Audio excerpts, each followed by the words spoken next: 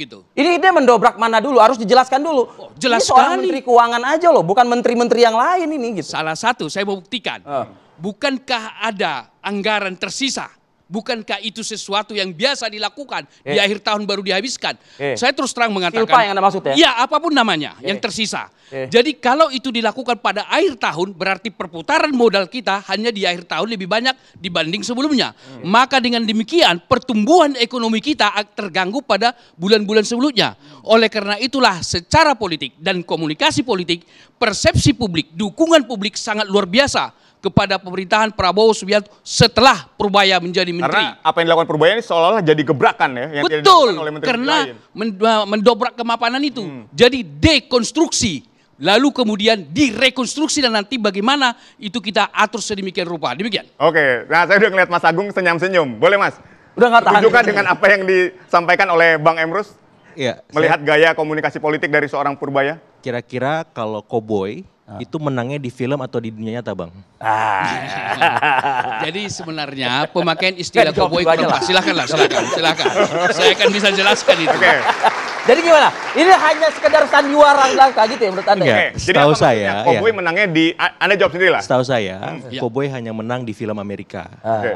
Tapi di dunia nyata, apalagi di Indonesia, Cowboy hanya berlaku kalau dia memang bisa secara konsisten membawa kompetensi, kinerja yang luar biasa. Nah, baru 2 bulan Pak Purbaya bekerja.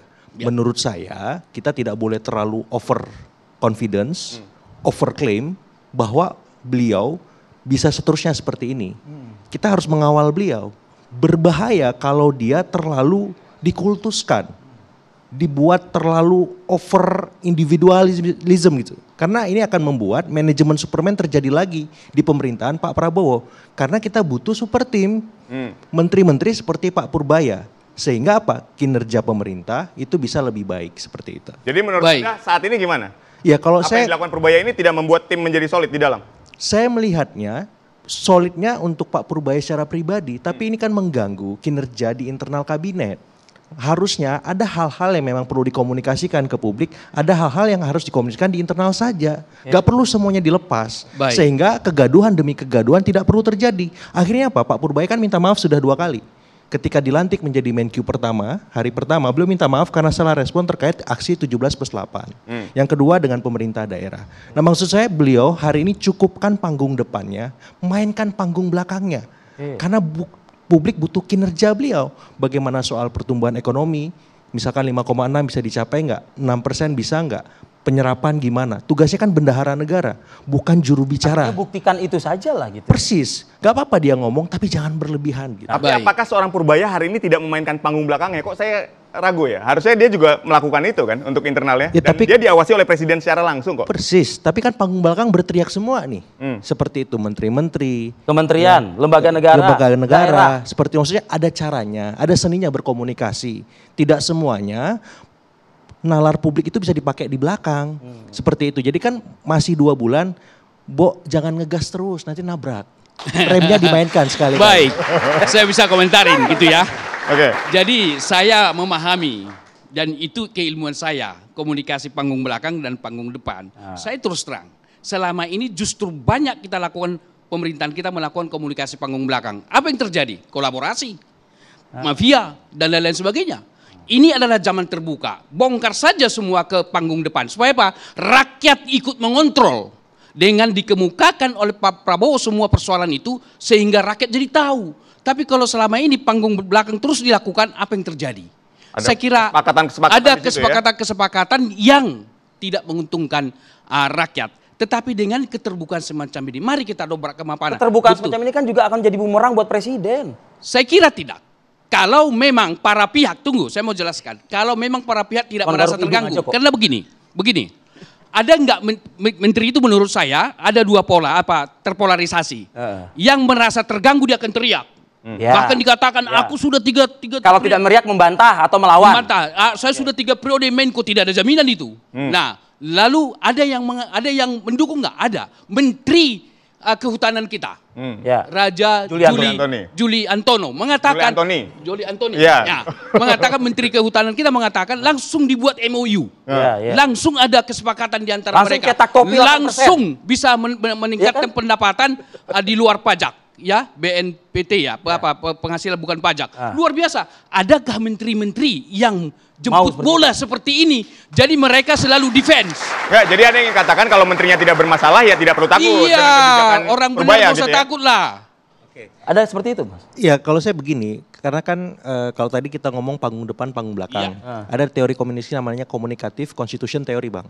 Ini fokus di komunikasi, organisasi komunikasi supaya terbentuk harus ada intensitas dengan struktur anggota di bawahnya supaya terjalin harmoni dan sinergi, semacam itu. Jadi saya melihat ini kan baru 2 bulan kurang Pak Purbaya bekerja.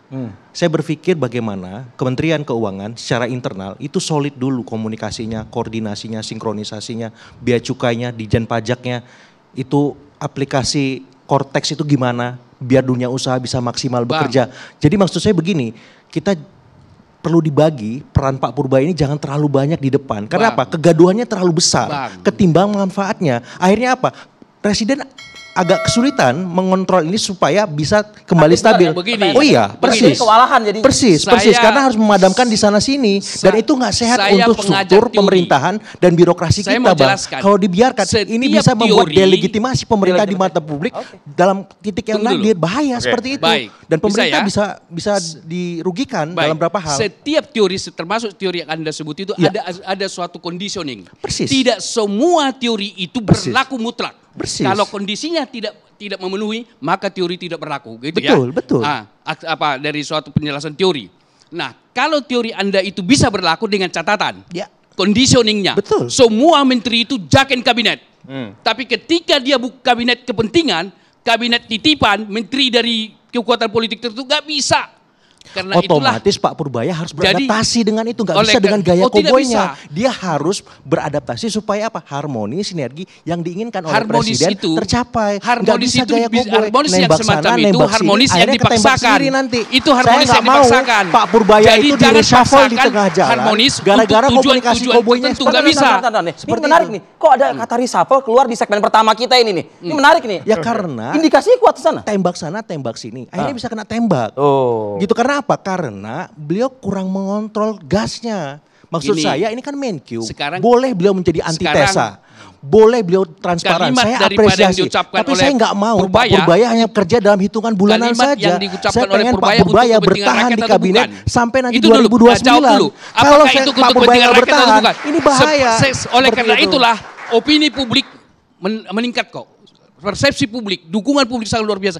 Karena tapi program dan kebijakan dan ucapannya adalah pro rakyat. Nggak bisa dengan persepsi. Pertumbuhan ekonomi kita udah tercapai belum? Segala sesuatu dimulai dengan persepsi. Udah turun belum? Kalau persepsinya jelek, Pak Purbaya maka akan tidak ngapa-ngapain. bisa melakukan pembangunan.